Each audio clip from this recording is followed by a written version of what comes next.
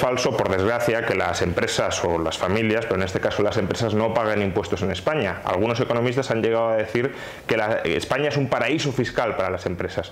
Falso.